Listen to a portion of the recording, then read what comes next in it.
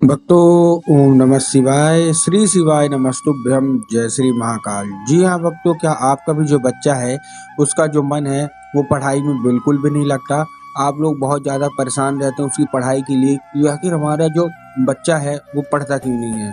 आप उसको पढ़ाने के लिए क्या कुछ नहीं किए। आपने उसको पढ़ाने के लिए बहुत अच्छे स्कूल में उसको डाल के रखा, बहुत अच्छा कोचिंग ट्यूशन हर एक चीज़ की सुख सुविधा दी, लेकिन फिर भी जो आपका बच्चा है ना उसका जो मन है वो पढ़ाई में नहीं लगता। तो ऐसे में कौन सा उपाय करें ताकि आपके बच्चे का जो मन है वो पढ़ाई में लगे। आज की इस वीडियो के माध्यम से हम आपको बताने वाले हैं क्या करना है, कैसे करना है, पूरा आपको समझाने वाला हूं। तो बस उपाय ध्यान से सुनिएगा, अच्छे से करिएगा। अगर आपने आज का ये उपाय ध्यान से सुन के अच्छे से कर लिया तो अवश्य रूप से आपका जो भी बच्चा है जिसका मन पढ़ाई में नहीं लगता उसका मन पढ़ाई की ओर आकर्षित होगा ही होगा, और वो बिना बोले केवल और केवल पढ़ाई की ओर आकर्षित होगा ही होगा। देखिए, पूज्य गुरुदेव की जो कथा होती है, जैसे कि आपको पता होगा कि पूज्य गुरुदेव की कथा में लाखों की भीड़ आती है। आप सबने देखा है अच्छे से और सुना भी है, ठीक ना। गुरुदेव की आपने कथा देखा होगा तो उसमें देखा होगा कि गुरुदेव की कथा में लाखों की भीड़ आती है, ठीक।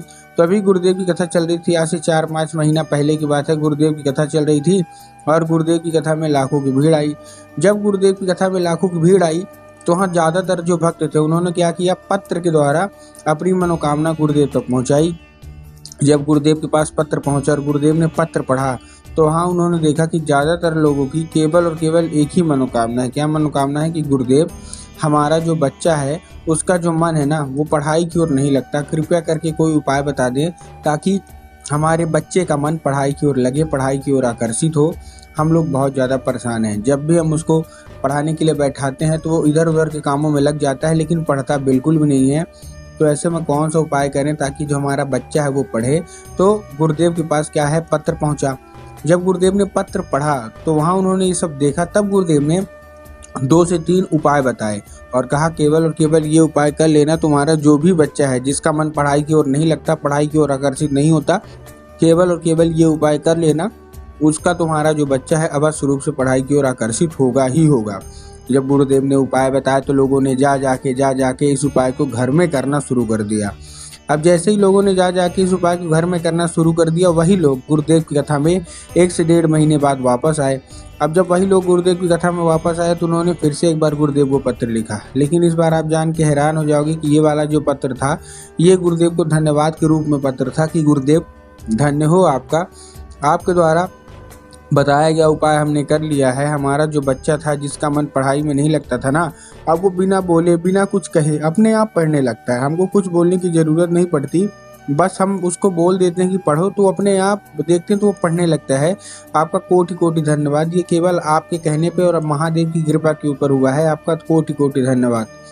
तो देखिए, जो लोग मेरी आवाज़ सुन रहे हैं, अगर आपको भी जानना है कि आखिर ऐसा कौन सा उपाय है जिसको करने मात्र से लोगों की सारी जो इच्छा होती है, सारी की सारी मनोकामना होती है, वो मात्र 1 से 1.5 महीने के अंदर पूरी हो जाती है, और उनका जो बच्चा रहता है जिसका मन पढ़ाई में नहीं लगता रहता, उसका जो मन है ना वो भी पढ़ाई की ओर लगता ही है। तो चलिए हम बताते हैं आपको आज की इस वीडियो के माध्यम से कि आपको करना क्या है। लेकिन उससे पहले चैनल पर अगर पहली बार आए हैं और आवाज़ मेरी पहली बार सुन रहे हैं तो वीडियो कर दें लाइक और चैनल को भी कर लें सब्सक्राइब, ताकि पूजनीय पंडित प्रदीप जी मिश्रा के रोज नए नए उपाय जो कि मैं उनकी कथा से सुनता हूँ, श्रवण करता हूँ, सबसे पहले मैं आपको सबसे पहले प्राप्त करा सकूँ, ठीक। तो देखिए, जो हमारा सबसे पहला उपाय है वो काहे का उपाय है, वो 3 काली तिल और 1 धतूरे का उपाय है। इस उपाय को आपको अपने बच्चे के हाथों में ही करवाना है, मतलब आपको कहीं और जाने की जरूरत नहीं है, अपने बच्चे के हाथों में ही करवाइए। अब करवाना कैसे, 3 काली तिल दे देना है उसके हाथ में और 1 धतूरा दे देना है। अब देखिए, काली मिर्च और काली तिल, इसमें बहुत सारे लोग कंफ्यूज होते हैं कि हमको काली मिर्च लेना है कि काली तिल लेना है, हमको थोड़ा साफ साफ बताइए। तब गुरुदेव ने साफ साफ बताया है कि आपको क्या लेना है, आपको केवल और केवल काली तिल देना है अपने बच्चे के हाथ में, और उसके साथ साथ आपको 1 धतूरा दे देना है, ठीक। दे दिया। धतूरा देने के बाद और काली तिल देने के बाद उसको भेज दीजिए सीधा सीधा शिव मंदिर। अब जैसे ही शिव मंदिर पहुंचेगा आपका बच्चा, ठीक, तो उसको बोलिएगा कि दक्षिण दिशा में खड़ा हो जाए और उत्तर की ओर अपना चेहरा कर ले।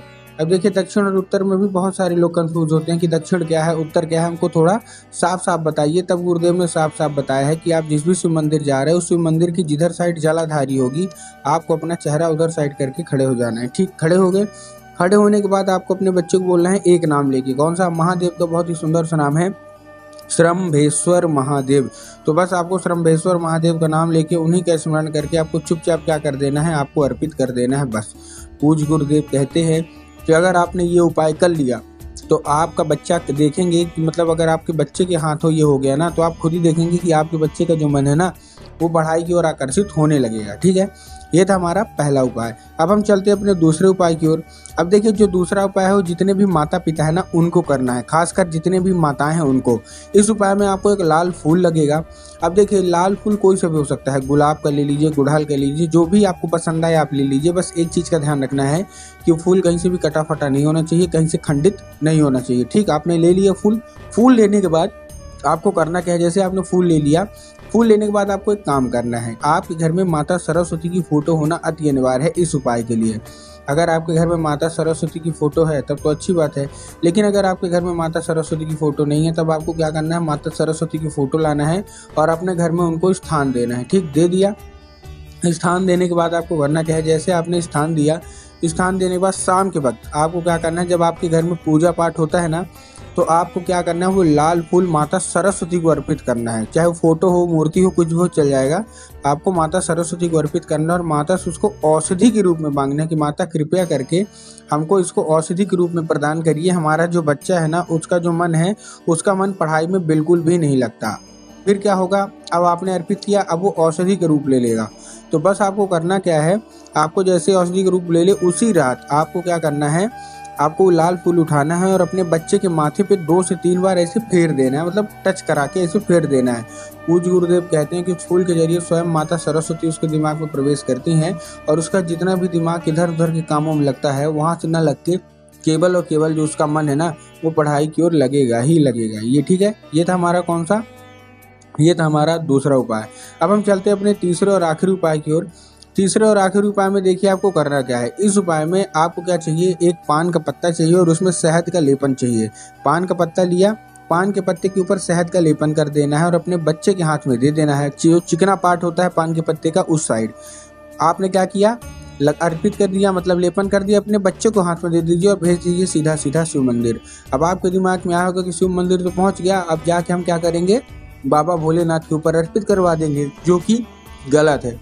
आपको बाबा भोलेनाथ के ऊपर अर्पित नहीं करवाना, आपको माता अशोक सुंदरी के ऊपर अर्पित करवाना है।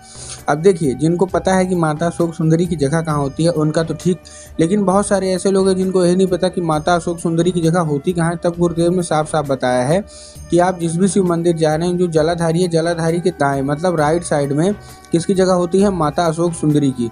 तो बस आपको करना क्या है, माता अशोक सुंदरी की जगह पे आपको चुपचाप क्या कर देना है, आपको अर्पित कर देना है बस। पूज्य गुरुदेव कहते हैं कि माता अशोक सुंदरी अगर प्रसन्न हो गई ना तो आपके बच्चे को पूरे क्लास में टॉप आने से कोई नहीं रोक सकता। तो उम्मीद करता हूँ आज का उपाय समझ में आ गया होगा।